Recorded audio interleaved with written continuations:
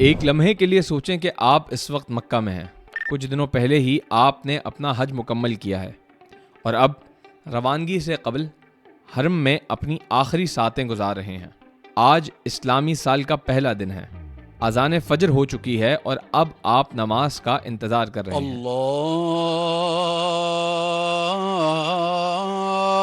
اللہ اکبر اللہ اکبر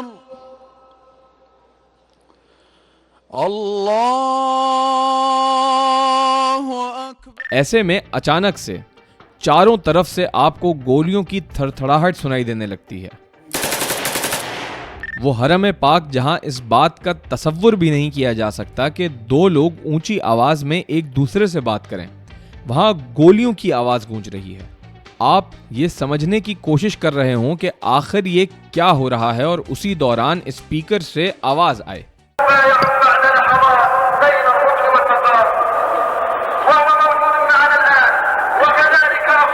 آپ کو لگ رہا ہے نا کہ یہ سب ایک ڈرامے کا سین ہے جو میں آپ لوگوں کے سامنے پیش کر رہا ہوں، لیکن حقیقت یہ ہے کہ نہ ہی یہ کوئی ڈرامہ ہے نہ ہی یہ ویب سیریز، بلکہ یہ حقیقت پر مبنی ایک واقعہ ہے.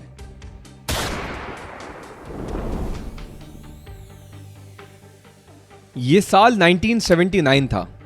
مکہ میں حج کے موقع پر قریب 1 لاکھ افراد موجود تھے. یہ دن نئے اسلامی سال کی نئی صدی کا دن تھا، یعنی یکم محرم الحرام سن 1400 ہجری. فجر کی اذان ہو چکی تھی اور لوگ طواف میں مصروف تھے. وہ انتظار کر رہے تھے کہ کب نماز شروع ہوگی اور اسی دوران اچانک سے چاروں طرف سے گولیوں کی آواز گونجنا شروع ہو گئی اور پھر مائک پر ایک اعلان ہوا.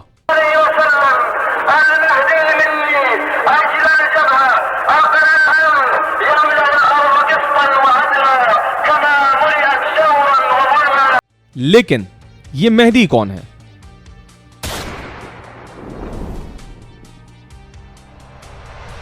اسلامی تاریخ میں مہدی ایک مسیحا ہے جو دنیا میں قائم ظلم و ستم کو ختم کریں گے اور یہاں پر امن لے کر آئیں گے. وہ یہ کام اکیلے نہیں کریں گے بلکہ اپنے ساتھ جناب عیسیٰ کو بھی ٹیم اپ کریں گے اور دونوں مل کر ایک ایسی جنگ لڑیں گے جس کے اختتام پر اسلام فتح یاب ہوگا. یہ صرف کہانیاں نہیں ہیں بلکہ اسلام کے پروفٹ محمد نے یہ پروفیسیز اپنے لوگوں کو بتائی ہیں. بلکہ ان کا تو یہ بھی کہنا تھا کہ قیامت دا ڈے آف ججمنٹ تب تک نہیں ہوگا جب تک مہدی اس دنیا میں نہ آ جائیں. حدیث کی کتاب سنن ابی داؤد میں لکھا ہے، جابر بن سمرہ نے کہا کہ انہوں نے پروفٹ محمد کو یہ کہتے سنا ہے کہ یہ دین یعنی اسلام 12 خلفاء تک معزز اور غالب رہے گا اور وہ سب قریش سے ہوں گے. اور جب ان سے پوچھا گیا کہ پھر کیا ہوگا تو انہوں نے کہا قتل و غارت. اسی کتاب میں موجود ایک اور حدیث اس چیز کو یوں بیان کرتی ہے. پروفٹ محمد نے فرمایا کہ اگر دنیا کے ختم ہونے میں ایک دن بھی باقی ہو تو اللہ اس میں ایک ایسے آدمی کو اٹھائے گا جو مجھ سے ہوگا یا میرے اہل بیت میں سے ہوگا. اس کا نام میرے نام اور اس کے باپ کا نام میرے باپ کے نام جیسا ہوگا. اور اس حدیث میں موجود اگلی بات سننے سے تعلق رکھتی ہے. وہ زمین کو عدل و انصاف سے بھر دے گا جیسا کہ ظلم و زیادتی سے بھری ہوئی ہے. یہ جملہ سنا سنا لگ رہا ہے. اب دوبارہ 20 نومبر 1979 میں چلتے ہیں. حاجیوں کی موجودگی میں مہدی کے آنے کا اعلان کیا جا چکا تھا، لیکن اس کی نشاندہی کے لیے جو سب سے بڑی پیشن گوئی ہمارے پاس موجود تھی وہ تھا مہدی کا نام. پروفٹ محمد کی پروفیسی تھی کہ مہدی کا نام وہی ہوگا جو کہ ان کا ہے اور مہدی کے باپ کا نام بھی وہی ہوگا جو کہ خود پروفٹ محمد کے باپ کا نام تھا، یعنی کہ محمد بن عبداللہ. لوگ اسی کشمکش میں تھے کہ مائک سے ایک اور آواز آئی.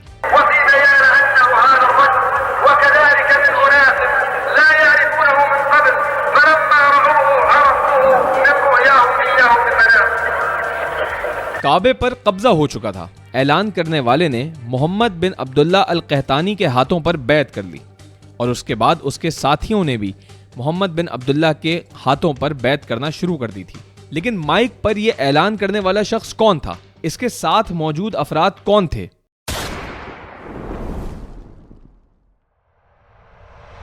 جوہمان العتیبی کا تعلق نجد کے ایک بدو قبیلے سے تھا اور وہ سعودی عرب کے معروف عالم دین عبدالعزیز بن باز سے نہایت متاثر تھے. وہ ان کی تقریر اور تحریر سے نہایت متاثر رہا کرتے تھے۔ عبدالعزیز بن باز 1940 اور 1950 کی دہائی میں عرب میں ہونے والی ماڈرنائزیشن آف اسلام کے خلاف تھے، اور وہ اس کے خلاف آواز بھی اٹھاتے تھے، تحریریں بھی لکھتے تھے اور تقاریر بھی کرتے تھے۔ ان کی اس تقاریر سے متاثر ہونے والوں میں کئی افراد شامل تھے، اور ان افراد میں سر فہرست تھا جوہمان العتیبی۔ جوہمان عبدالعزیز بن باز کی تحریر اور تقاریر سے اس حد تک متاثر ہوا کہ اس نے ان کی سلفی جماعت الاخوان کو جوائن کر لیا، اور اس جوائننگ کے ساتھ ہی وہ ان کا پریچر بھی بن گیا۔ اس سلفی جماعت کا مقصد یہ تھا کہ اسلام کو اس کی اصلی شکل میں واپس لایا جائے، اور شاہی حکومت جو چیزیں کرنا چاہ رہی ہے اس سے اسلام کو کسی بھی طور متاثر نہ کیا جائے۔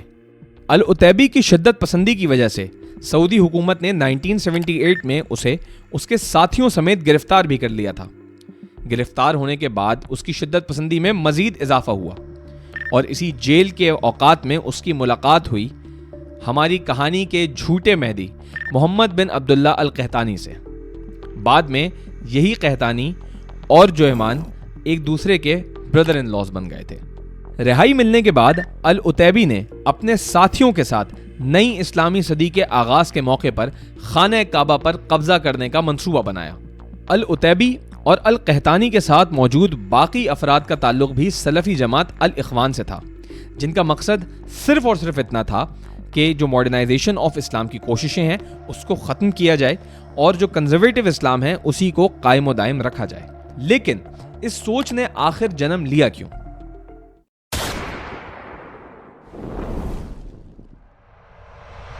دراصل 1938 میں تیل کے ذخائر کی دریافت کے بعد سعودی حکومت نے یہ فیصلہ کیا کہ اب وہ ماڈرنائزیشن کی طرف جائیں گے، کیونکہ اگر ان کو دنیا بھر سے ٹریڈ کرنی ہے اور اپنے تعلقات کو بہتر بنانا ہے تو اس کے لیے یہ نہایت ضروری ہے کہ ان کے پاس بھی وہی طور طریقے ہوں جو کہ باقی دنیا کے اندر اپنائے جاتے ہیں۔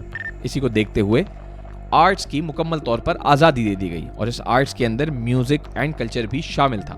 ساتھ ہی ساتھ خواتین کو ہر طرح کی آزادی دی جانے لگی، اور ٹیلی ویژن کو ایک نہایت الگ طریقے سے متعارف کروایا جانے لگا۔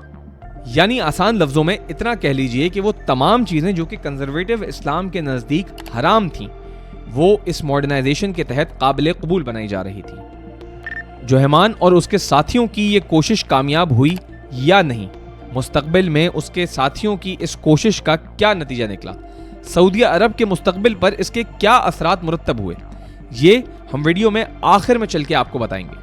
لیکن اس سے پہلے ایک بار پھر 20 نومبر 1979 کے اسی منظر کی طرف واپس آتے ہیں جہاں پر اس وقت 1,00,000 لوگ، 600 افراد جو اسلحے سے لیس ہیں، ان کے ہاتھوں یرغمال بنے ہوئے ہیں۔ عرب یہ سمجھ چکے تھے کہ ان کے پاس نہ ہی اتنے ویل ٹرینڈ آفیسرز ہیں جو کہ اس صورتحال سے نمٹ سکیں، اور نہ ہی ان کے پاس اتنے ویل ایکوپڈ آرمی جو کہ اس معاملے کو سدھار سکے۔ ایسے میں سعودیہ نے مدد کے لیے فرانس کی طرف دیکھا، جس نے اپنے GIGN ممبرز کو سعودیہ کے لیے بھیجا۔ لیکن اس میں بھی ایک مسئلہ موجود تھا، اور وہ یہ کہ اسلامی اقدار کے مطابق کوئی بھی نان مسلم حرم میں داخل نہیں ہو سکتا۔ تو آخر یہ فرینچ سیویلینز کس طریقے سے حرم کے اندر گھس کر ان دہشت گردوں سے مقابلہ کرتے ہیں؟ اس کے بارے میں 3 الگ آراء موجود ہیں۔ پہلی تو یہ کہ ان فورسز سے تعلق رکھنے والے افراد نے سعودی ملٹری کو ٹریننگ دی، اور پھر انہوں نے جا کر یہ کارروائی کی جس کے نتیجے میں دہشت گردوں کو عبرت کے انجام تک پہنچایا گیا۔ اس میں دوسری رائے یہ ہے کہ جو فرینچ فورسز کے لوگ تھے ان کو اسلام قبول کروایا گیا، اور اس کے بعد انہیں یہ اجازت دی گئی کہ وہ حرم کے اندر جا کر اپنے آپریشن کو کیری آؤٹ کر سکیں۔ اس معاملے پر تیسری رائے یہ مانی جاتی ہے کہ GIGN کے آفیسرز ویسے ہی حرم کی حدود میں داخل ہو گئے تھے، کیونکہ ماننا یہ تھا کہ چونکہ کعبے کی حرمت اس بات سے کہیں زیادہ ہے کہ اس پروٹوکول کو فالو کیا جائے، اور اس وقت کعبے کی حفاظت اسٹیک پر تھی، تو اسی لیے ایک اسپیشل پرمیشن ان افراد کو دے دی گئی، اور انہوں نے جا کر وہاں پر موجود دہشت گردوں کو نیوٹرلائز کیا۔ بہرحال اس قبضے کو 14 دن گزر چکے تھے، اور پھر ترکیب لگائی گئی۔ حرم کی دیواروں کے اوپر بم نصب کر دیے گئے، اور ان کو توڑ کر اندر جانے کے لیے راستہ بنایا گیا۔ ساتھ ہی آنسو گیس اور زہریلی گیس کا استعمال کیا گیا، اور الاخوان کے اوپر धावा बोल दिया गया। सेल्फ प्रोक्लेम्ड मेहदी मोहम्मद बिन अब्दुल्ला अल कहतानी को मौके पर ही कत्ल कर दिया गया, जबकि जुहैमान और उसके साथियों को गिरफ्तार कर लिया गया और बाद में सबके सामने उनको फांसी दे दी गई। गैर सरकारी आदादो शुमार के मुताबिक इस वाक़े में 1000 से ज़ायद अफराद का खून हरम की पाक ज़मीन पर गिरा था, जिसमें नमाजी, दहशतगर्द और फौजी तमाम ही लोग शामिल थे। इस एक वाक़े ने सऊदी अरब को सालों के लिए तब्दील करके रख दिया। इस वाक़े के बाद सऊदी हुकूमत ने उलमा से मशवरा किया और उसके बाद यह फैसला किया कि अब से मुल्क में शरई कानून नाफिज किया जाएगा। इसके बाद मखलूत निज़ाम पर मुकम्मल तौर पर पाबंदी लगा दी गई और शाह फैसल की एतदाली पॉलिसीज को हमेशा हमेशा के लिए ख़त्म कर दिया गया। सऊदी अरब कंजर्वेटिव इस्लाम की तरफ वापस आ चुका था। अरब ने इस्लाम का वही निज़ाम अपना लिया जिसकी जिद्दोजहद जुहैमान ने की थी। जुहैमान अपने साथियों समेत मारा तो गया, लेकिन उसकी मौत के बाद भी सऊदी हुक्काम ने उसके ही नजरिए के मुताबिक अपनी पॉलिसीज को ढाल लिया। लेकिन अब सऊदी अरब दोबारा 1979 से पहली वाली पॉलिसीज की तरफ वापस जा रहा है। मोहम्मद बिन सलमान ने साल 2016 में सऊदी अरेबिया विजन 2030 का ऐलान किया था। इस विजन के मुताबिक वो आर्ट्स, म्यूजिक, कल्चर और बाकी तमाम चीज़ों को दोबारा वापस लेकर आ रहे हैं। हम देख रहे हैं कि किस तरीके से रियाद और बाकी शहरों के अंदर एक के बाद एक कॉन्सर्ट्स मुनक्किद किए जा रहे हैं। इस विजन के तहत खवातीन को गाड़ियां चलाने की इजाजत भी दे दी गई। फुटबॉल को फरोग दिया जा रहा है और 500 अरब डॉलर की लागत से एक मुकम्मल नया शहर न्योम तामीर करवाया जा रहा है। देखना यह है कि मोहम्मद बिन सलमान के इन फैसलों का हतमी नतीजा क्या निकलता है।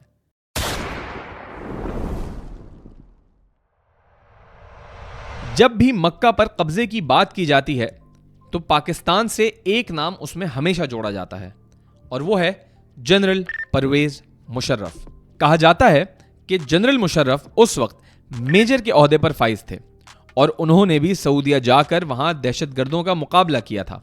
बल्कि क्लेम तो ये भी है कि ना सिर्फ ये कि उन्होंने मुकाबला किया था, बल्कि उन्होंने इस पूरे ऑपरेशन को लीड भी किया था। लेकिन हकीकत का इससे कोई ताल्लुक नहीं है और ना ही कभी खुद परवेज मुशर्रफ ने इस बात का जिक्र किया है।